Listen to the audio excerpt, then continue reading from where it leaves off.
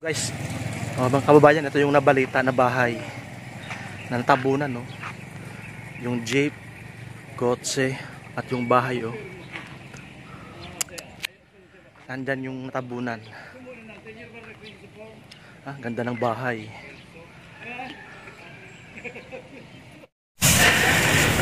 Di ka na mag-iisa,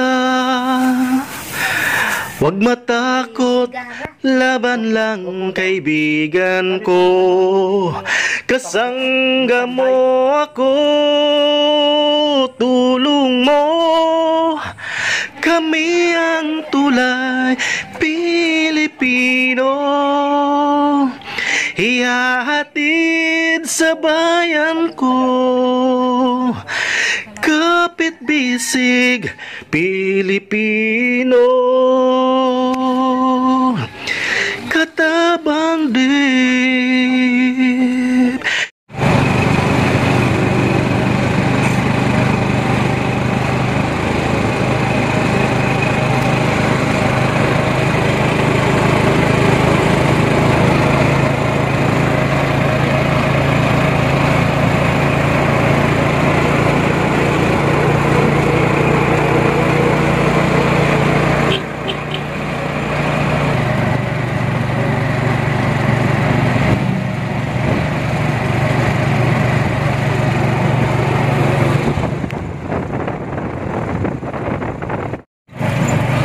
Ayan mga kababayan, going to Burabot kami. Doon kami sa landslide, o yung victim landslide sa Burabot. So hihingi kami ng tulong sa Barangay Kagawad para may bigay sa amin yung deserve na mabibigyan ng ayuda galing sa anonymous sponsor natin from Ireland. Ala, grabe oh, ang landslide. Ayun guys, sa dulo hanggang dito yung lupa. Ayun, no? Grabe ang pinsala. Ang dami nang natabunan na bahay dito. Yun, no?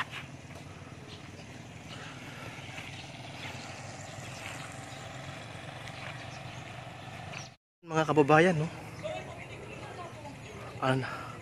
Grabe.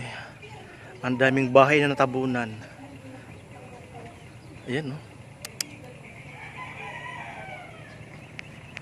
Hanggang dun sa kabila. Ayun. Ayun service namin tricycle. Oo. Ato kung sa relocation. O sa taas. So yan mga kababayan, doon kami sa relocation site ng mga natabunan ng landslide. So kakausapin namin sa Kagawad Joseph.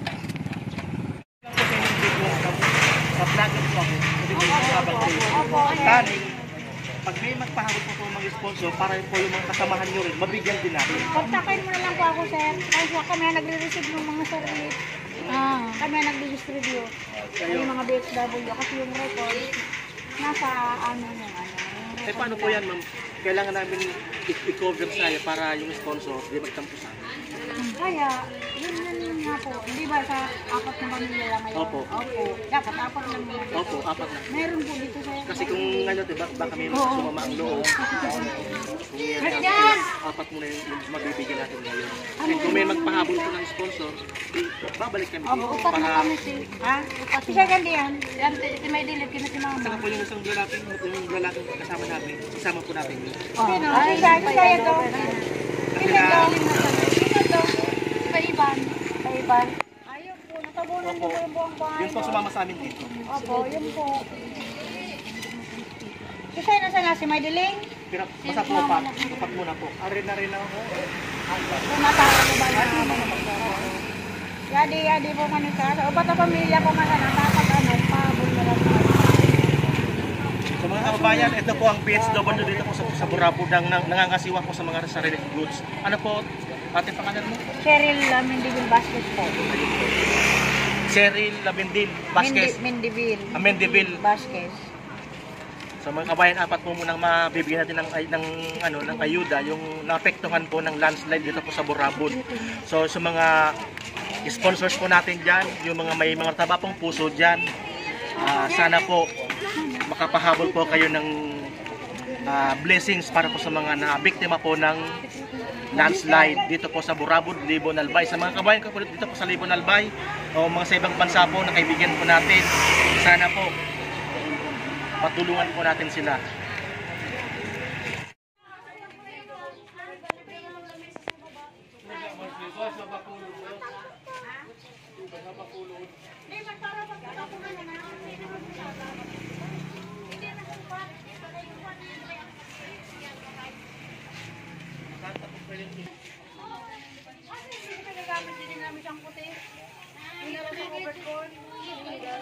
Sa eskwela, ay sa covered ko, sabi na kaya doon sa cemetery nung nag-may pamilya.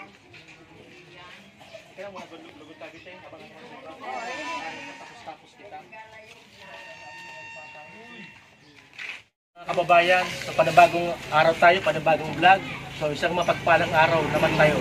Dito kami ngayon mga kababayan sa Burabon, Libon, Albay, kung saan po maraming landslide victim. Isa po si Nanay. So Nanay, ano pong pangalan po ninyo? Elisa Persiba. Elisa Persiba. Ilang taon na po si Nanay? 73. 73. So, dahil nung kasagsagan po nung nagano po yung gumuguho yung bukid po. Nasaan po kayo ng mga oras na Ay, yun? mahigi nga kaputa. Inatid ako ng bata dito kasi yung mga anak ko, yung mga apo ko, inatid dito talagang nakikita na nila na babagsak. Bumabagsak na. Pero po, nasa bahay po kayo that time. Di umalis na ako. Ay, umalis ka na. Inaalis na ako ng anak ko. Ay, yung asawa niyo po? Kaya na. Ay, patay na. So, nung gumuguho po yung bukid, ano po yung naramdaman niyo nung araw na yun? Napakasakit doon. Wala man lang kami nakalibre na mga gamit. Mga gamit. Pati bahay, walang kami. Sino po ang mismong bahay niyo na, Nanay? Natalbunan yung bahay namin. Yung bahay namin. Yung mga gamit namin, yung mga ako nang gamit, yung mga apo ko nawala lahat. Ay, yung anak niyo po, nasa na ngayon? Nandun sa kasi nakasama sa airport. May mga pamilya na rin po. So, sa ano po niya, hanggang kailan po kayo dito sa relocation? Hindi ko alam po kung kailan naghihintay kami mabigyan ng bahay. Kasi kami nakikiano lang dyan sa namin yung anak. Ay mahirap naman kasi kasama na walang talaga. Opo, totoo yan. So yan, Nay, laban lang po tayo. So, mga kababayan, Nay, meron po kaming ipapaabot na tulong galing po sa anonymous sponsor natin from Ireland. So, sana po makatulong po sa inyo. Nagpapasalamat po ako ng malugi. Kasi makipapano, yung problema namin na iwasan din sa dahil sa tulong niyo. Maraming salamat po. Kasi kahit na po kaldero ko, walit na walang talaga. Kaya na, baka gusto mo ulit manawagan sa mga viewers natin dyan para kung may mabubuting puso po dyan, may handang tumulong sa mga katulad po natin na mga ng landslide. Kaya inaano ko yung mabuting puso na tumutulong sa amin. Maraming salamat po. Alam naman ninyo mga gamit kung pati yung namin, kahit nagkubo, kulambo ko, lahat talaga yung namin, pati yung banig, talagang wala. Nag-ano kami minsan sa karton na lang. Sa karton na lang. So, dito po sa na to, makikita po kayo sa way na to. So, muli po mga kababayan, maraming salamat po. Kumakatok po ang ating mga kababayan dito po sa landslide victim sa Burabon, Libon, Albay. So, sa mga viewers natin dyan, baka naman po matulungan po natin. So, 4 pa lang po ang nabibigyan ni Katabang Dave na groceries o ayuda. So yung mga malapit po dito sa lugar, yung mga gamit na po ng mga na pwedeng mapakinabangan ay pwede po natin ibahagi dito sa mga nabiktima po ng landslide dito po sa Burabon. So Bangon Libon, Bangon Bicolandia. God bless po sa lahat. Maraming salamat. Maraming salamat po sa inyo yung mabubuting puso na tumutulong sa amin. Maraming salamat po. Sana huwag kayong magsawa sa pagtulong sa mga ganitong nangyayari sa amin. Salamat po. Thank you po. Yan mga kababayan, isa po si ate sa nabiktima ng landslide. Victim dito po sa Burabod, Libon Albay. So ate, ano po pangalan po nila? Jennifer Tarsiba. So ilan pong anak ninyo ate? Tatlo. So nung araw na yun ate, nasan po kayo nung gumuguho yung bukid? Nasa loob Bundok. po ng bahay. Nasa loob ng bahay. So ilan po yung anak po ninyo? Tatlo. Wala pong Wala naman. Wala naman. Pero po kasi yung mga anak ko ng dalawa, nasa labas. nasa labas. Yung isa, nasa akin, nagsisita. Oo. Yung makita kong kapitbahay ko na yung naunang na-interview na tumakbo na sila, Opo. lumabas na rin kami. Yung anak ko sa CR, kinuha ko na, nakabubad ko nga po, kaya wala kami nagdala kahit gano'n. Yung maliit lang talaga na ano, yung mga importante ID. Yun ang nabit-bit mo. So yung asawa po ninyo, nandun. Nandun din po, tumutulong sila, nag-clearing ng kalsada. Tinawag ko, sabi ko yung mga anak mo nasaan. Anong oras po nangyari yung pagguho ng bundok? Alas 3 po sa hapon. Sa hapon. Buti na lang umaga. Kasi kung gabi, Wala. malang maraming natabunan. Tulog yung mga tao nung kung gabi yung nangyari po. Buti na lang, araw na maliwanag pa. Ngayon natin, kumusta pong pakiramdam? Ano pong nararamdaman nyo ngayon? Nandito po ngayon sa location, nawalan kayo ng bahay. Ano po yung ano nyo? Ano po, malungkot kasi wala na akong babalikan. Wala na gamit namin, nandun. Yung pang-araw-araw namin na pang-konsumo, nandun. Ano pong plano ninyo mag-asawa? Hintay nyo ano sa amin. Maganda sa gobyerno. So ito po ate, may gano'n po rin bibigay po sa inyong ayuda. Sana po makatulong po sa inyo. Galing po sa anonymous sponsor natin from Ireland.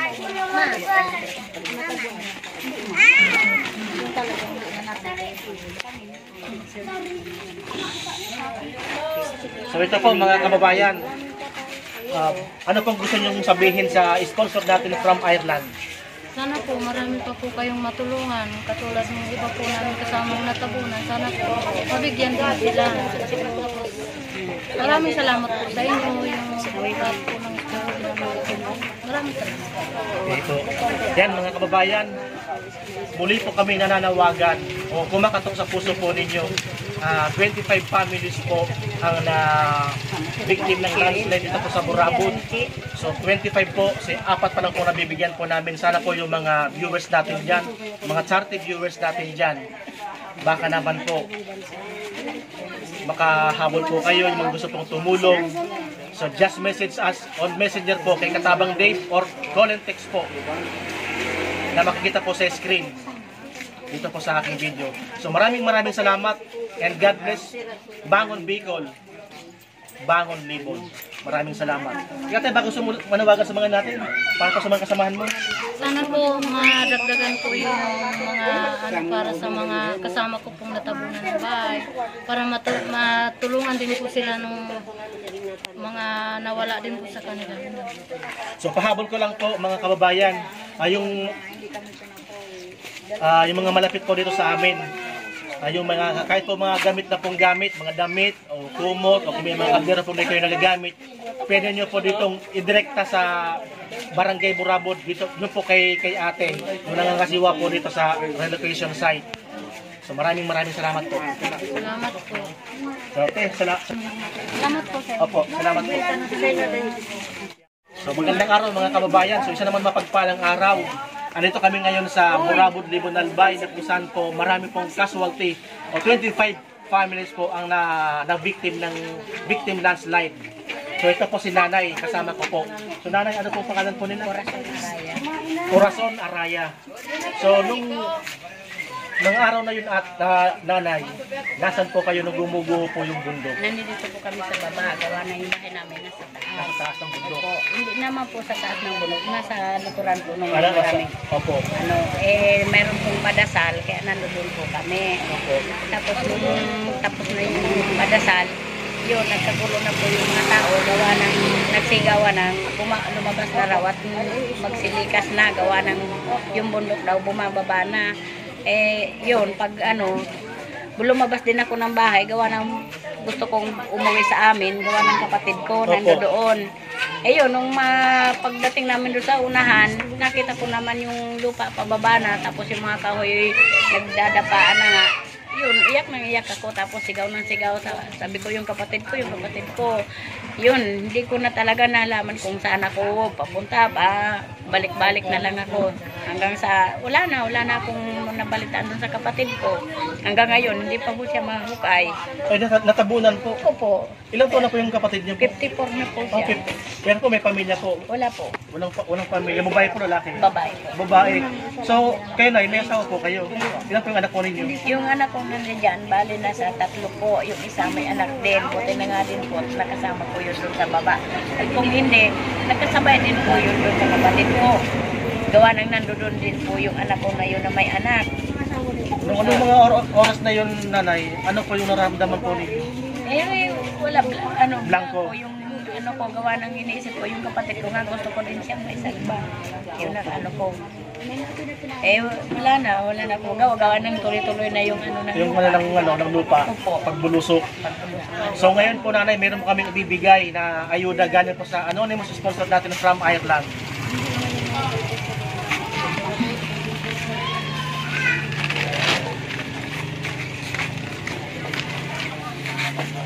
So yan po, nanay, sana po makatulong po sa inyo ang ayuda galing po sa sponsor natin. So ano po, nanay, masasabi mo po sa anonymous sponsor natin? Nagpapasalamat po ako sa nagbigay ng tulong. Sana po hindi kayo magsawa sa mga sa ganitong kalagayan namin. Sana marami po kayong matulungan. Salamat, marami. So mga kababayan, maraming salamat po sa mga viewers natin dyan, sa mga charity viewers natin dyan, sa mga members po ni Katabang Dave, sa mga sumusuporta po kay Katabang Dave. Kumakatok po ang ating mga kababayan. 4 pa lang po ang nabibigyan po ni Katabang dito sa mga nabiktima ng landslide dito po sa Burabud. So 25 families po ang natabunan po. Kung may mga mabubuti pong kalooban dyan, handa pong tumulong, pwede po mag-message kay Katabang Dave at tumawag po, call and text po na makikita po yan sa screen. At kung may mga gamit na po kayong mga damit, mga kumot o kung ano pa man, kaldero, kawali, pwede nyo po ditong idirekta sa Barangay Burabud. Makipag-ugnayan lamang po kay ate ang nangangasiwa po dito sa relocation site. So muli po, nagpapasalamat po si Katabang Dave. Maraming salamat. God bless. Mabuhay. Bangon Libon. Bangon Bicolandia.